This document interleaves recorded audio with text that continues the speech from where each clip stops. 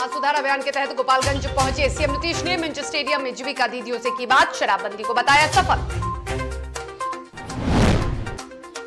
BJP की कार्रवाई से नहीं डरे गजेंद्र झा, पूर्व सीएम मांझी के बयान पर फिर किया जीभ काटने का ऐलान, माफी मांगने पर गले लगाने की कही बात। विरोध के बीच जीतन राम मांझी को मिला आरजेडी के साथ वरिष्ठ नेता उदय नारायण चौधरी ने मांझी को दिया राजद में आने का न्योता। यूपी चुनाव का असर अब बिहार में भी, लोजपा जेडीयू के बाद अब मांझी से मुलाकात कर सैनी ने कहा यूपी साथ लड़ेंगे चुनाव। कोरोना संक्रमण के बीच देश में मनाया जा रहा क्रिसमस का त्योहार, देश के साथ बिहार में भी जमकर दिखा उत्साह, सभी से सुरक्षा की अपील। 23 साल के लंबे सफर के बाद भज्जी ने क्रिकेट को किया अलविदा, घोषणा करते हुए किया भावुक पोस्ट, अपने सफर को किया याद।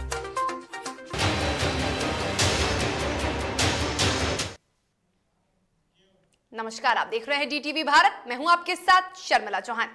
बिहार में शराबबंदी, दहेज प्रथा और बाल विवाह से समाज की मुक्ति के लिए सीएम नीतीश कुमार समाज को सुधारने में जुटे हैं। ऐसे में सीएम नीतीश कुमार ने अपने अभियान की दूसरी यात्रा के दौरान गोपालगंज के मिंज स्टेडियम में जनसभा को संबोधित किया और सीएम नीतीश कुमार के साथ बिहार सरकार के मंत्री जनक राम, प्रभारी मंत्री अमरेंद्र प्रताप सिंह, मंत्री सुनील कुमार सहित तमाम अधिकारियों ने उनका स्वागत किया। कि हम जो समाज सुधार अभियान चला रहे हैं और इसकी हमने शुरुआत कराई है और इसके लिए काफी बैठकें की हमने, तो इसमें तो इन सारी चीजों को लेकर हम लोग चल रहे हैं ताकि जो शराबबंदी किया गया उसके प्रति पूरे तौर पर जागृति लोगों के मन में रहना चाहिए, बाल विवाह से मुक्त रहना चाहिए, दहेज प्रथा से मुक्ति पानी चाहिए और समाज को में आपस में प्रेम का और भाईचारे का भाव रहे और सब लोग मिलकर समाज को आगे बढ़ावें, विकास का काम हो, आपस में प्रेम का भाईचारे का भाव हो। तो इन सब चीजों को ध्यान में रखते हुए ही हम लोगों ने विशेष तौर पर समाज सुधार अभियान की शुरुआत कराई है। फिर से आपको मालूम है कि जब यहाँ के लोगों की, महिलाओं की मांग हुई और तभी शराबबंदी लागू किया गया। वैसे तो हम शराबबंदी के पक्ष में थे, लेकिन जननायक कर्पूरी ठाकुर जी जब मुख्यमंत्री थे 77 में और उन्होंने शराबबंदी लागू किया और 2-2.5 साल के बाद वो हट गए और उसके बाद शराबबंदी को बंद कर दिया। हम तो अपने छात्र जीवन से शराबबंदी के पक्ष में और शराब के बहुत खिलाफ रहे और इस बात को लेकर के मेरे मन में था कि जरूर हो, लेकिन हमने शराबबंदी के लिए लोगों को प्रेरित करने की कोशिश हम लोगों ने जरूर की कि शराब नहीं पीना चाहिए, ये सब बात, लेकिन शराबबंदी लागू नहीं कर पा रहे थे। हमारे मन में एक आशंका थी कि हम लागू कर पाएंगे कि नहीं कर पाएंगे, लेकिन 15 में एक कार्यक्रम में जो इसी तरह से आज सब बैठी हैं, जीविका समूह का कार्यक्रम पटना में था और उस कार्यक्रम में जब हम अपनी बात रख दिए कि महिलाओं के उत्थान के लिए और जितना काम किया जा रहा है, सब बात को रखने के बाद हम जब बैठने जा रहे थे तो उसी बीच में अनेक महिलाओं ने खड़ा करके कहा कि शराबबंदी लागू कीजिए। तो जब हम बैठ रहे थे तो हमारे मन में ये बात आई और मेरे साथ जो अन्य लोग बैठे हुए थे उनसे भी हमने पूछा, कहा कि नहीं तो कह रही है शराबबंदी लागू कीजिए। तो लौट करके हम आए और फिर हमने उस दिन इस बात को कह दिया कि देखिए, वो जुलाई महीना था 2015 का, 3 महीने के बाद चुनाव होने वाला था। तो हमने कहा कि भाई अगर अगली बार फिर हमको मौका मिला तो निश्चित रूप से शराबबंदी लागू करेंगे, ये ऐलान किया था उस समय। और उसके बाद जब फिर सरकार बन गई और जहां एक तरफ सीएम नीतीश कुमार अभियान चला रहे हैं तो दूसरी तरफ विपक्ष हमला बोल रहा है, जिस पर पलटवार किया है जेडीयू नेता और बिहार सरकार के भवन निर्माण मंत्री अशोक चौधरी ने तेजस्वी यादव के समाज सुधार यात्रा पर दिए गए बयान पर पलटवार किया है और कहा कि तेजस्वी को हमारी व्यवस्था बहुत खराब लगेगी ही, लेकिन हम लोग पूरे बिहार की व्यवस्था को सही कर रहे हैं। वो एक इशू वेकअप कर रहे हैं, लीडर ऑफ द अपोजिशन होने के नाते वो एक वेकअप कर रहे हैं। बेरोजगारी की जो परिस्थिति उनके समय में थी, इन 15 वर्षों में किस तरह से हम डबल डिजिट में, अभी संजय झा जी कह रहे थे, आए हैं, तो डबल डिजिट में कैसे आए? जब बेरोजगारी कम नहीं हुई तो आप डबल डिजिट में कैसे आए? आंकड़ा देखिए, ऐसे वो अपनी बात को कह रहे हैं। हम लोग बेरोजगारी के साथ साथ सब चीजों पर काम कर रहे हैं। और इधर बिहार में विशेष राज्य के दर्जे को लेकर सियासत तेज है। ऐसे में पटना में जेडीयू कार्यालय में जनता दरबार के बाद जल संसाधन विभाग के मंत्री संजय झा ने तेजस्वी यादव द्वारा विशेष राज्य के दर्जे पर दिए गए बयान पर पलटवार किया और कहा कि जो लोग विशेष राज्य के दर्जे की मांग कर रहे हैं उन्हें बिहार के विकास के बारे में जानकारी नहीं है। और मणिपुर और यूपी में भी जेडीयू के चुनाव लड़ने पर संजय झा ने अहम जानकारी दी। विशेष राज्य के दर्जा पे पता है आज जो लोग बोल रहे हैं, इनको तो कुछ समझ है नहीं इस विषय का। इस विषय को लगातार हमारी पार्टी और मुख्यमंत्री जी उठाते रहे हैं और ये मानना है हम लोगों का कि बिहार का प्रोग्रेस डबल डिजिट ग्रोथ में पिछले 15 साल से हो रहा है। उससे पहले पता है ना कितना ग्रोथ होता था? जो बोल रहे हैं 3% भी नहीं था। मणिपुर में हम लोग लड़ेंगे। मणिपुर में राष्ट्रीय अध्यक्ष गए हैं, हमारे रामप्रीत मंडल जी हैं, झंझारपुर के एमपी प्रभारी है वहाँ के, उनका अपना रोजगार वगैरह भी वहाँ पे पहले काम करते रहे, तो वो भी वहाँ पे लगे हुए हैं। तो पार्टी मणिपुर में और नॉर्थ ईस्ट में, आपको दिल्ली में, यूपी में, झारखंड में, इस सब जगह तो पार्टी का आधार हमेशा रहा है। हम ही लोग बीच में शायद उतना बिहार में सीएम का टेंशन था, उतना फोकस नहीं हो पाया। मणिपुर में भी लड़ेंगे आने वाले टाइम में, यूपी में भी। और जहां एक तरफ जीतन राम मांझी के बयान को लेकर कई लोगों के द्वारा हमला बोला जा रहा है, तो दूसरी तरफ आरजेडी के द्वारा जीतन राम मांझी का समर्थन किया जा रहा है, जिसको लेकर आरजेडी के वरिष्ठ नेता उदय नारायण चौधरी ने समर्थन करते हुए पार्टी में मांझी को आने का न्योता दे दिया। अगर वास्तव में ब्राह्मणवाद के खिलाफ हैं मांझी जी, तो जहां बैठे हैं तो उसी के गोद में बैठे हैं, इसलिए उनको छोड़ के आ जाना चाहिए। और मांझी जी का नाम लेकर के, चूंकि कमजोर आदमी पर ही अस्तूरा चलाया जाता है, तो अस्तूरा चलाया जा रहा है उस पर। मांझी जी से मैं अपील करता हूं कि जल्दी से छोड़ के भागिए जिस घर में आप बैठे हैं, एनडीए के घर से आइए इधर शरण में। सब पूरा अक्षर से हम लोग समर्थन करेंगे लालू जी के शरण में। ब्राह्मणों पर दिए गए विवादित बयान के बाद खासकर सवर्ण समाज में भी नाराजगी देखी जा रही है और देश में सवर्ण एक्ट लागू करने के लिए पोस्टर भी लगा दिया गया है, जिसको लेकर मांग तेज हो चुकी है। और आपको बता दें कि सवर्ण समाज के नेताओं ने राजधानी के इनकम टैक्स गोलंबर पर पोस्टर लगाकर अपनी मांगों को रखा। पटना के इनकम टैक्स गोलंबर के पास एक पोस्टर लगा है। पहले आपको वो पोस्टर दिखा देते हैं। ये पोस्टर पे लिखा हुआ है, अब देश को चाहिए स्वर्ण एक्ट, लागू करो पूरे देश में स्वर्ण एक्ट लागू करो। ये पोस्टर सन ऑफ स्वर्ण कृष्णा सिंह कल्लू के द्वारा लगवाया गया है। ब्रैकेट में क्षत्रिय भी लिखा गया और पोस्टर पे लिखा गया है, देश की मांग ना हो स्वर्णों का अपमान।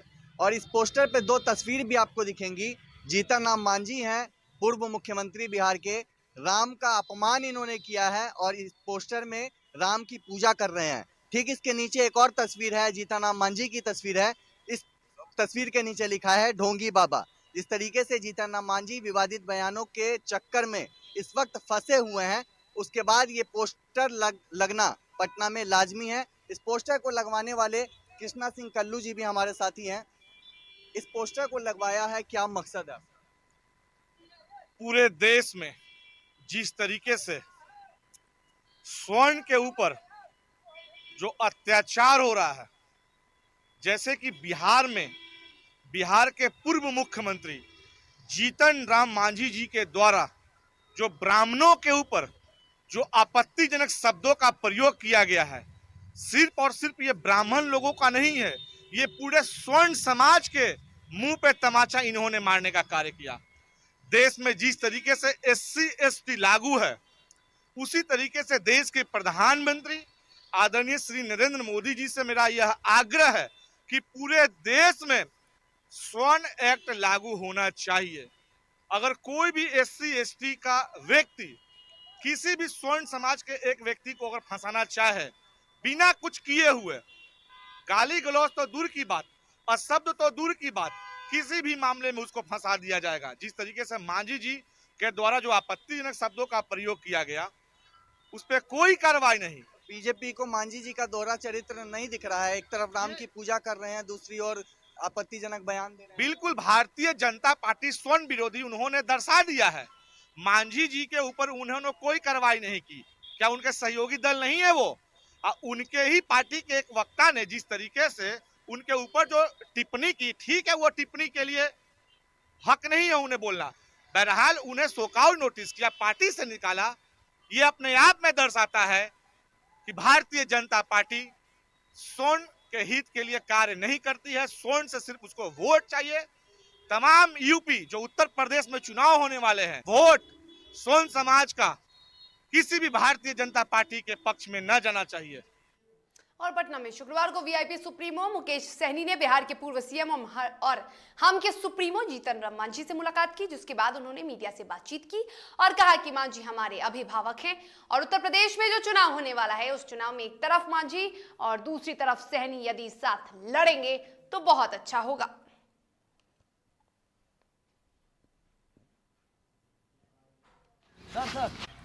सर मांझी जी हमारे अभिभावक हैं और मिलना जुलना तो हम लोगों को लगा ही रहता है। एनडीए के सहयोगी दल हैं तो इस नाते राय विचार लेते रहते हैं। उनका एक बड़ा अनुभव है भारतीय राजनीति का, तो हम लोग अभी नए सिरे से राजनीति में आए तो उनसे बहुत कुछ सीखते हैं, समझते हैं।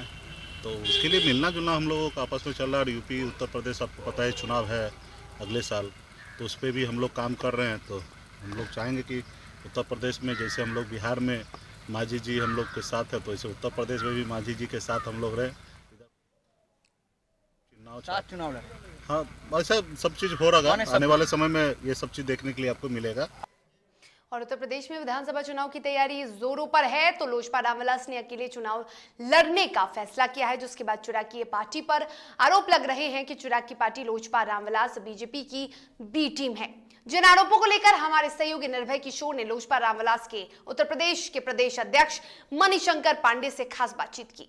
कहा यह जा रहा है कि यूपी में आप बीजेपी की बी पार्टी बनकर उभरेंगे। आप मायावती की सीट को काटने की कोशिश के लिए बीजेपी का कहीं ना कहीं समर्थन कर रहे हैं दूसरे तरीके से। कितना ये आकलन लोग अपना अपना करते रहते हैं जी। हम कोई किसी के बी टीम नहीं है जी। हम जो है अपनी पार्टी के विस्तार के लिए और पार्टी को स्थापित करने के लिए चुनाव लड़ेंगे और दमखम पर लड़ेंगे और अच्छा प्रदर्शन होगा मेरी पार्टी का। हनुमान अपने राम से नाराज है क्या सर? नहीं, ऐसा कुछ नहीं, कोई हनुमान नहीं, कोई राम का नहीं।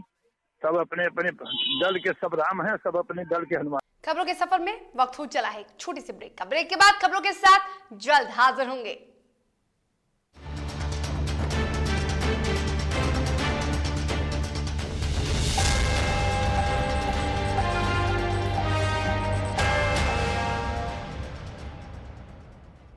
जनप्रतिनिधियों का हम करेंगे सम्मान, जन जन की आवाज की बढ़ाएंगे शान, लेंगे हम वादा समाज के हर वर्ग के विकास की, ना तोड़ने देंगे वादा जनाधार के विश्वास की, हम करेंगे पंच परमेश्वर को सम्मानित, देखना ना भूलें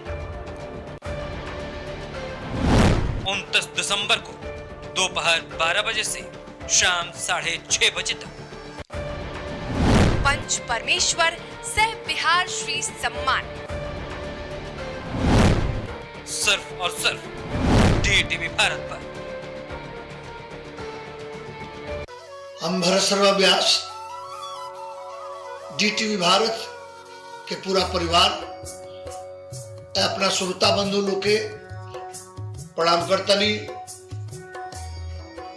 संगे एगो सूचना बार सबके कि डीटीवी भारत पंच परमेश्वर सह बिहार श्री सम्मान 2021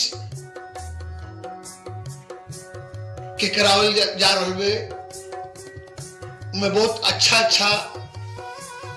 कलाकार आ रहल बड़े। बहुत बढ़िया कार्यक्रम होके जा रहल बा। सम्मान समारोह हम DTV भारत के पूरा परिवार लोग के धन्यवाद साधुवाद देतनी कि ये तरह के अच्छा काम रउआ सब करावतनी। आ वो कार्यक्रम में हमरो आवे के बा। रउआ सबसे भी निहोरा बा कि रउआ सब वो कार्यक्रम में आई। चाणक्य होटल 29/12-21 के और सम्मान समारोह के सफल बने। जय भोजपुरी। अरे उमड़ल जवनिया अचरवा संहारा, चलत डगरिया नजरिया न मारा। उमड़ल जवनिया अचरवा संहारा, चलत डगरिया नजरिया न मारा। मनवा संभारना, अरे मनवा संभारना, बनाव बतिया तोहर नैना कटार घायल। घर छतिया तोहर नैना कटार घायल, घर छतिया। नमस्कार, मैं सत्येंद्र संगीत दिनांक 29 दिसंबर को DTV भारत के खास कार्यक्रम पंच परमेश्वर सह सम्मान समारोह में आ रहा हूँ। आप भी आइए, हम होंगे और हमारे साथ होगा गीत संगीत का झनकार। दिनांक 29 दिसंबर 2021 को DTV भारत के खास कार्यक्रम पंच परमेश्वर सह सम्मान समारोह 2021-22 में आप जरूर आइए। बहुत बहुत शुक्रिया, बहुत बहुत धन्यवाद।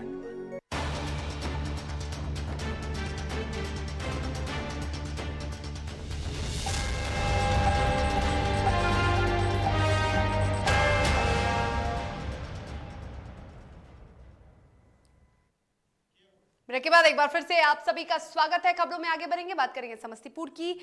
समस्तीपुर के अंगारघाट थाना क्षेत्र के डढ़िया असाधर गांव में सुपौल जिला निवासी एक युवक की करंट लगने से मौत हो गई, जिसके बाद नाराज लोगों ने मुआवजे की मांग को लेकर रोसड़ा पथ पर जमकर प्रदर्शन किया और इस दौरान लोगों ने ठेकेदार पर लापरवाही का मामला दर्ज करने के साथ ही मृतक के आश्रितों को नौकरी देने की मांग की।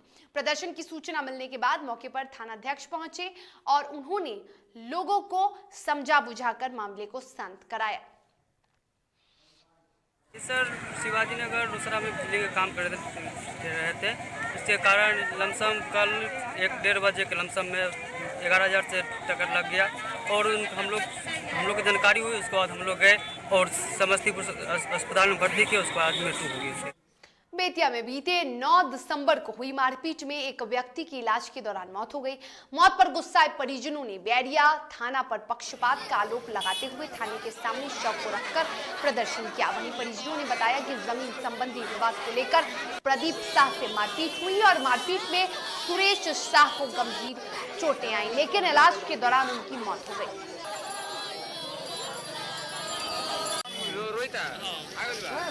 उल्टा मामली घर में तोलो मारा गई। 4 जगह पाटर लो हमनी और 307 ना लगो ओकरी और 307 ताना परवारी रुपया लगा नॉमिनी का आला पक लगा दोले। हमनी गरीब भाई हमनी केहू देखे वाला नहीं। औरंगाबाद के नवीनगर स्थित बिजली परियोजना BRBCL की अनुषंगी इकाई अरुण कंस्ट्रक्शन के कर्मियों का गुस्सा फूट पड़ा। कर्मियों ने एकजुट होकर परियोजना गेट को जाम कर दिया और प्रबंधन के खिलाफ जमकर नारेबाजी करते हुए न्याय की मांग की। उनका गुस्सा प्रबंधन के उस फैसले के खिलाफ है जिसके तहत दर्जनों मजदूरों को उन्होंने बिना नोटिस दिए हटा दिया। सिर्फ इतना ही नहीं, कंपनी ने कर्मियों का भुगतान भी नहीं किया। मेरा तो परिचय, मेरा नाम जगदीश कुमार चौधरी और किरका पंचायत के मुखिया प्रतिनिधि भी हूँ, यहाँ का मैं हूँ। मजदूर लोग का समस्या तो बहुत काफ़ी है और हमें तो इन लोग 22 तारीख को फ़ोन किए कि थोड़ा हमारे पास आइए, मदद कीजिए। जब इन लोग के पास आया तो इन लोग गेट पर बोल रहे हैं कि गेट पर हम गए और बहुत सारे लोगों का फाइनल लगा दिया। फाइनल लगाने के बाद बोले कि भाई हमारा पेमेंट दीजिए और डायरेक्ट फाइनल क्यों कर रहे हैं और हमको उसके लिए पहले समय दीजिए। तो उन्होंने कहा कि नहीं, अब तुम लोग जाओ, जो हुआ से हुआ, आप किसी को काम नहीं देंगे। पहले से काम करता था जिसमें मेरा डिग्नेशन ग्राइंडर का था। जब मेरा अगले बार 1 महीना पहले फाइनल दिया गया तो 13,600 रुपया मेरे को बना। बोला कि जाओ पैसा तुमको भेज दूंगा। घर गए।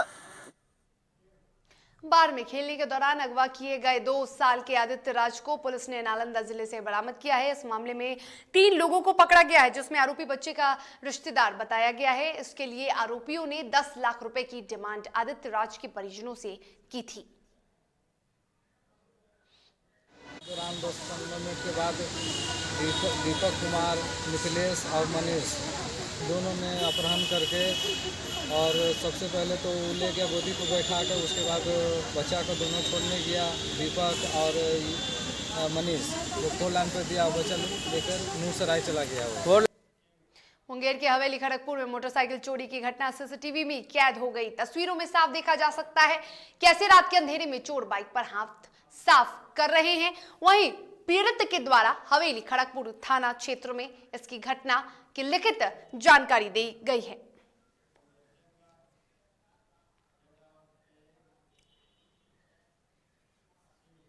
बिहार में अब तो सांसदों के घर भी सुरक्षित नहीं हैं।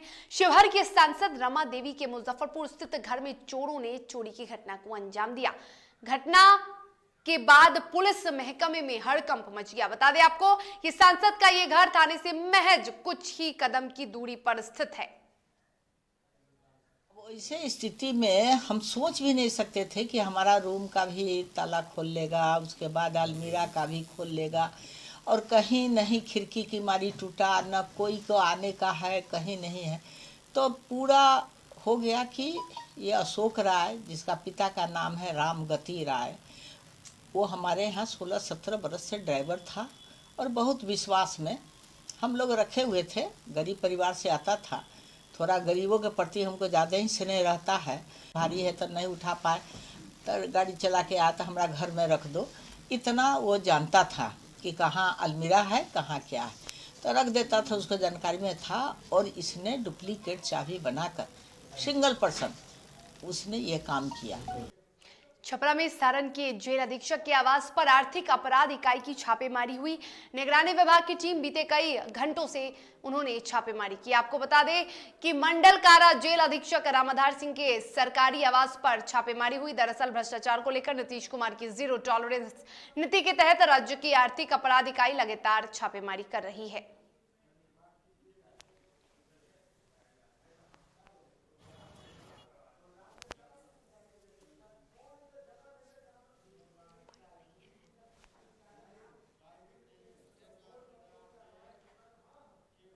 नए साल को रंगीन बनाने को लेकर जहां शराब तस्कर कई प्लान बना रहे हैं, वहीं प्रशासन की सख्ती के कारण उनकी मंसूबे पर पानी फिर गया है। ऐसे में मोकामा पुलिस और सीआरपीएफ ने संयुक्त रूप से छापेमारी कर भारी संख्या में अंग्रेजी शराब को बरामद किया है।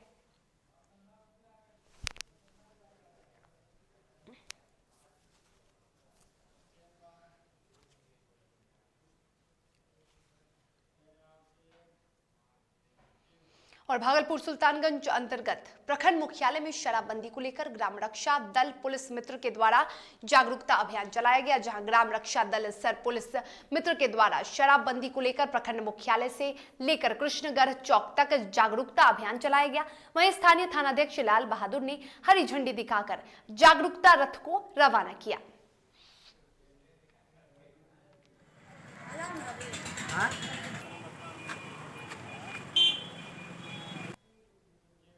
बिहार में त्रिस्तरीय पंचायत चुनाव के संपन्न होने के बाद अब नवनिर्वाचित जनप्रतिनिधियों का शपथ ग्रहण समारोह शुरू हो गया है। शुक्रवार यानी 24 दिसंबर से शुरू हुआ शपथ ग्रहण की प्रक्रिया 31 दिसंबर तक चलने वाली है। आयोग के दिशा निर्देश के तहत शपथ ग्रहण की प्रक्रिया के दौरान जनप्रतिनिधियों को 2 शपथ दिलाई जा रही है, जिसमें एक पद एवं गोपनीयता की और दूसरी नशा मुक्ति के लिए दिलाई जाएगी। बता दें आपको कि शपथ ग्रहण के दौरान बिहार शरीफ प्रखंड के उप मुखिया, उप सरपंच और वार्ड सदस्य का शपथ ग्रहण समारोह प्रखंड कार्यालय स्थित संयुक्त श्रम भवन में लिया गया। तो खगड़िया जिले के परबत्ता प्रखंड अंतर्गत और आईटी भवन कार्यालय में शपथ ग्रहण समारोह का आयोजन किया गया। वहीं पूर्वी चंपारण की बात कर ले, पूर्वी चंपारण जिले के चकिया प्रखंड में पंचायत के नव निर्वाचित जनप्रतिनिधियों को शपथ दिलाया गया। तो सुपौल के छातापुर प्रखंड से अंचल कार्यालय परिसर स्थित सभागार भवन में नवनिर्वाचित जनप्रतिनिधियों को शपथ दिलाया गया। वहीं समस्तीपुर और रक्सौल में भी जनप्रतिनिधियों ने पद एवं गोपनीयता के साथ शराब नहीं पीने की शपथ ली।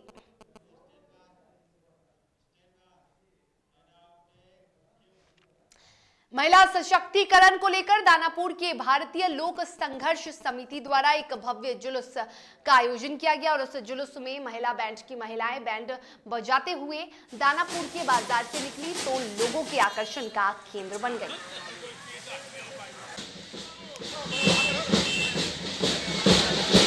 लोकसभा संघर्ष समिति और ये नारी सशक्तिकरण के लिए एक मार्च निकाला जा रहा है, जिसमें नारी अपना बता रही है, औरत अपना बता रही है कि हमें, जैसा आप कुछ नारा यहाँ पे देख सकते हैं कि हमको नारी को जो अपमान करता है, यानी कि जो उसका अपमान करता है, उसका नारी कुछ भी करना चाहती है तो बहुत लोग उसका विरोध करते हैं।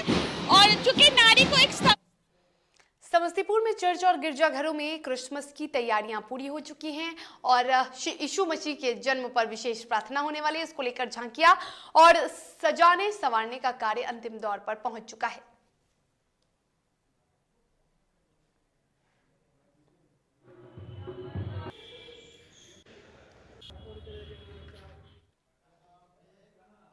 दानापुर के 190 साल पुराने उत्तर भारत के सबसे बड़े संत लूकस चर्च में शुक्रवार को ईसा मसीह के जन्म दिवस के मौके पर क्रिसमस की तैयारियां हुई। 190 साल पुराने दानापुर के संत लूकस चर्च में प्रार्थना सभा का आयोजन किया जाता है। संत लूकस चर्च, जो अपने आप में स्वर्णिम इतिहास को समेटे हुए है, वीआरसी दानापुर के ब्रिगेडियर आलोक खुराना के अलावा अन्य पदाधिकारीगण भी प्रार्थना सभा में उपस्थित होंगे। 1827 में बनाया और 1830 में कंप्लीट हुआ है और आज जैसा लास्ट ईयर भी हुआ है, आज रात को 11 बजे से 12 बजे तक वॉच नाइट सर्विस होगा और उसके बाद 12 बजे हम लोग केक काटेंगे और फिर कल सुबह का प्रोग्राम है।